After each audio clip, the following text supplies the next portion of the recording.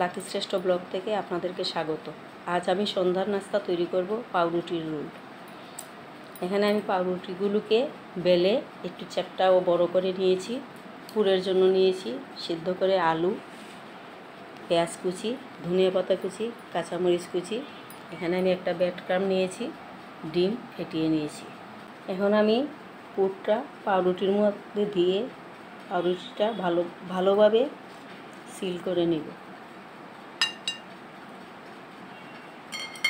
নিয়ে ডিমের গুলায় ডুবিয়ে ব্রেড ক্রাম্বে দিয়ে দিব। সবগুলো পাউরুটির রোল আমি তৈরি করে নিয়েছি। এবার ডুবো তেলে ভেজে নিব। তেল গরম করে নিয়ে এবার আমি রোলগুলোকে ভেজে নিব।